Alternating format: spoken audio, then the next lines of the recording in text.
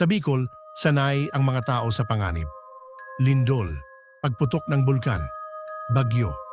Pero may isang bagay na mas kinatatakutan kaysa sa mayon, ang katahimikan tuwing gabi. Sa barangay ng San Vicente, kapag lumubog na ang araw sa likod ng bulkan, nagsasara ang mga pinto. Hindi dahil sa lamig, kundi dahil sa paniniwala. Kapag tahimik ang mayon, may gumagala. Bago natin simulan ang kwento, kung gusto ninyo na ganitong content mag-like, share, subscribe sa Takip Silim Stories at marami pa tayong nakakatakot na kwento na parating. Maraming salamat po. Nagsimula ang lahat sa mga hayop. Isang umaga, may natagpo ang kambing sa paanan ng bundok. Buong-buo ang katawan, walang sugat, pero tuyo ang laman. Parang sinipsip ang dugo mula sa loob. Sinabi ng ilan, baka asong gubat, pero walang bakas ng kagat. Walang yabag ng paa. Tanging isang bagay lang ang naiwan, mahahabang bakas ng kuko sa lupa. May mga bata raw na nakakita sa kanya. Isang babae, nakaputing bestida, mahaba ang buhok, palaging nakatayo sa gilid ng kalsada tuwing gabi. Hindi siya humihingi ng tulong. Hindi rin kumikibo. Ngunit kapag nilapitan, nawawala ang paa niya sa liwanag. At kinabukasan, may hayop na naman ang patay. Hindi nagtagal, tao na ang tinarget. May mga sanggol na biglang nanghihina. Ayaw dumede, umiiyak tuwing hating gabi.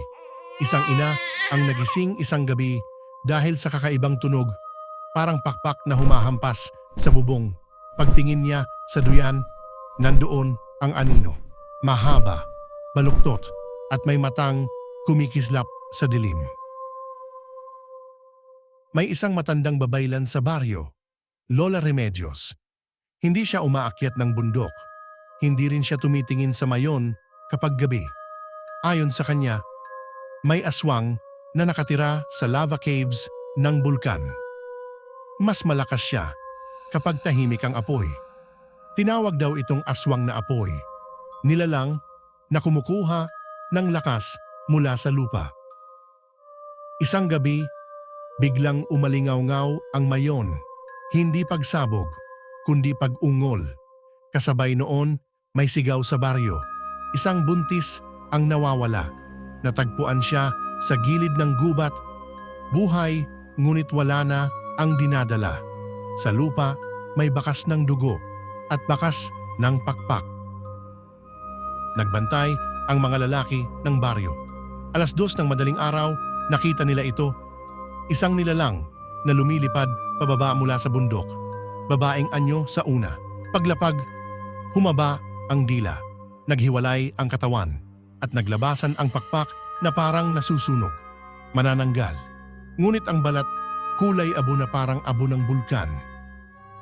Sinubukan nilang sunugin ang pugad sa yunggip.